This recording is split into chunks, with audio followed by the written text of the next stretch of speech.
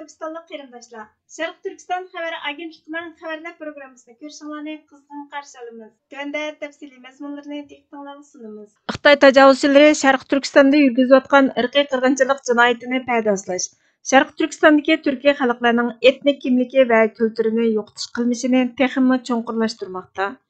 Xitoyning saxta tashviqot koni bo'lgan Xinhua xabarlarining 20 mart kunidagi xabarda Xitoyning yuqori darajali qonun chiqaruvchisi etnik ishlarning muhimligini ta'kidladi.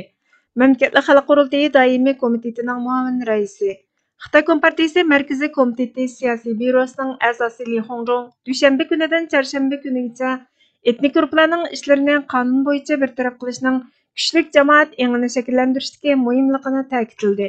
Li tekshirish jarayonida o'ltiraq rayon va yezi qishloqlarni ziyorat qilib, do'kon va oila xo'jayinlari bilan ko'rishdi. Bu rayonning millatlar ittifoqligini ilgari surish, jamiyatning muqimligiga kafolatlik qilish va o'xshamagan millat kishilarining ishga o'rnatishish, savdo hamkorligini ilgari surishdagi tajribalarini tahlil qildi. U yana Qashqar universiteti va yezi boshlang'ich maktablarini ziyorat qilib, diniy zotlar bilan bo'lgan diniy inoqlikni ilgari surish to'g'risida fikr almashtirdi. Li Urumchidagi yig'inga qatnashganda milliy guruhlar ishlariga oid qonun sistemasi o'rnatish uchun konkret tirishchanliklarni talab qildi. O, Xitoyda kuchlik jamoat mahalla engini shakllantirishga eng ahamiyat berish, millatlar ittifoqligini qo'g'dash irodasining cho'qim bo'lishi kerakligini ko'rsatdi deyildi. Sharq Turkiston surgunda hukumatining tashqi ishlar ministri Salih Xudoyor apandi buningga inkos qaytirib, Xitoy Kompartiyasining yuqori darajalik amaldori Li Hongrong Xitoyning Uyg'ur va boshqa Sharq Turkistonliklarni majburiy assimilyatsiya qilish yoki yo'qotish siyosatini qayta ta'kidlab, ularning kimligini yo'qotish orqali atalmish Xitoy ulusiga aylantirmoqchi bo'lgan. Bunun qandaqdır milliy ittifoqlik bilan munosabati yo'q. Bu necha ming yildan buyon taraqqiy qilib kelayotgan fasist strategiyasining Sharq Turkistonning Uyg'ur va boshqa turk kimliklarini yo'qotishdagi urinishi. Shuni bilishimiz kerakki, Sharq Turkistondagi Uyg'ur, Qozoq, Qirg'iz va boshqa turk xalqlari Sharq Turkiston millatining faxrlik o'g'il-qizlari. Ular hargizmo atalmish Xitoy millatining bir qismi emas. Biz qarshilik ko'rsatamiz, yo'qolmaymiz. Kimligimizni hargizmo Xitoy tajovuzchilarining fasist jahongirlik irodasiga topshirmaymiz dedi.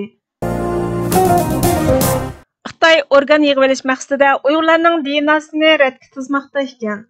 Katolik Osiyo birlashma xabarlari to'rining 21 mart kunidagi xabariga qaraganda, Amerika Majlisi isbot anglash yig'inida mutaxassislar Xitoyni Paris qo'ltiqi davlatlaridan kelgan tibbiy sayohatchilarga a'zo etish maqsadida yo'lga qo'ygan majburiy a'zo yig'ish programmasi uchun Uyg'urlarning gen sonliq ma'lumotlarini yig'ish bilan ayblagan.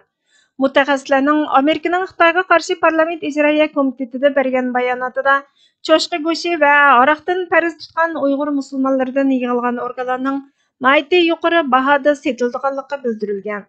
Kommunizm xotiri fondining tadqiqotchisi Ethan Gottman Xitoyning tibbiy sayohatchilarni jalb qilish uchun organ ko'chirish doktorxonasida halol taomlar va musulmonlarning ibodat uylarini tashviq qilayotganligini, Paris qo'ltiqidagi musulmon davlatlari sayohatchilarining halol organni sotib olish taqozosiga asosan Xitoy Falun-gongchilarning organlarini yig'ib olishning o'rniga 2017 yildan e'tiboran Uyg'urlarning organlarini yig'ib olishga qarab yuzlanganligini, qalayimqon tutqun qilgan 20 yosh va 30 yosh orasidagi Uyg'urlarning organlarini sug'urib olib o'ltirganligini aytgan.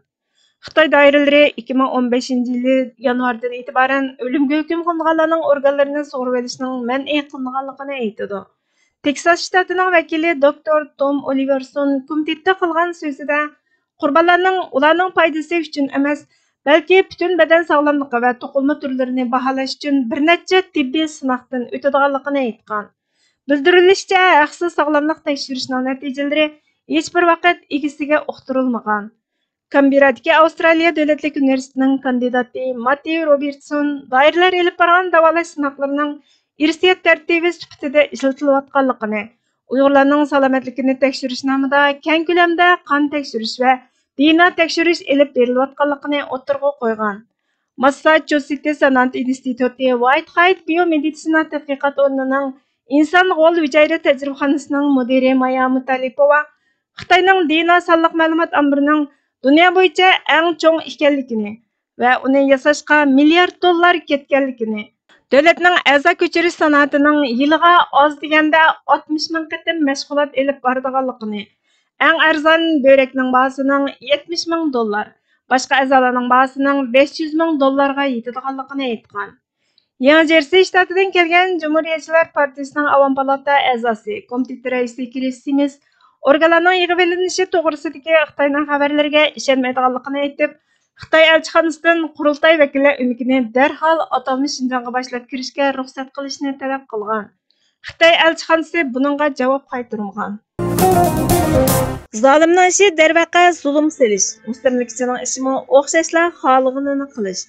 Ammo mazlumlarning asorat ostidagilarning ishi-ku. Agar javobimiz qat'iy holda zulmga bosh egmaslik, barliq aqliy, moddiy va ma'naviy kuchni tajovuzchiga qarshi xizmat qildirib, mustaqil bo'lishga urinish bo'lganida, biz bu ishimizni haqiqatan angliq ravishda mas'uliyatchanlik bilan qilib ketyapmiz yoki kun tartibga nima bozorliq bo'lsa, shuningga beqib davrang selishni, angsizlarcha sho'rvozlikni umumlashtirib, o'z-o'zimizni tasalli topqizilgan ishlar bilan kun o'tkazishga ko'nikib ketyapmiz. Mana bular o'zini Sharq Turkistonlik hisoblaydigan har bir aql egisi uchun o'z-o'zidan so'rab ko'rish kerak bo'lgan savolga aylanib qoldi. Xuddi Hazrati Umarning hisobga tortilishdan avval o'zinglardan hisob olg'aysizlar deb ko'rsatgandek, agar biz o'zimiz va ichki dunyomiz haqidagi hisob kitobimizni joyida qilib turib, ichki g'alda g'ashtinlarimizni pokizlab, ichki quvvat zapsimizni kuchaytirishga sal qaramagan asosda tashqi dushmanga qarshi sistemli qadam olishni o'rganmaydiganmiz. Shundaqla etilgan har chalmaga tosh etib javob qaytarish o'yiniga g'arq bo'lishdan to'xtab, masalaning manbasiga, yiltiziga chora qilish kerakligiga qaror olmaydiganmiz.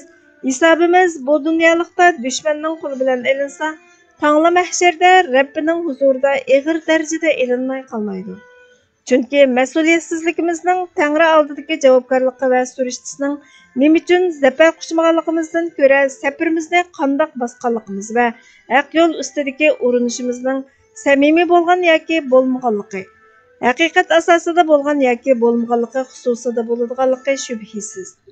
Bu nuqtadan g'ofilligimizning vabolini dushmanning qo'lida tortishdan avval g'aflatni cho'rib tashlashimiz kerak bo'lganidek, o'yg'ongan siyoqqa kirib olgan quruqchilikning bugungi rabboniyligi va kelgusi falokatlari ustida jiddiy tarzda o'ylanmoqimiz hamda haqiqiy ma'noda kelgusimizga qaratib qo'yilgan pistirmalarga qarshi o'yg'oqlik ro'yimizni kuchaytirishimiz, jumladan ulug' ajdodimiz To'g'onxon misoli tajovuzchilarni tarmor qilmoqcha jon taslim qilmaslik ro'yidan astoydil o'rganishimiz har bir mas'uliyatdor aql egisi uchun tarixiy zaruriyat va milliy burch bo'lib turibdi.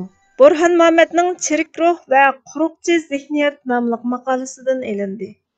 Bugungi xabarlarimiz bu yerda oxirlashdi. Bizga vaqt ayirganlar uchun ko'p rahmat. Kelar qatimki programmamizda ko'rishguncha Allohga omonat bo'lgaysizlar.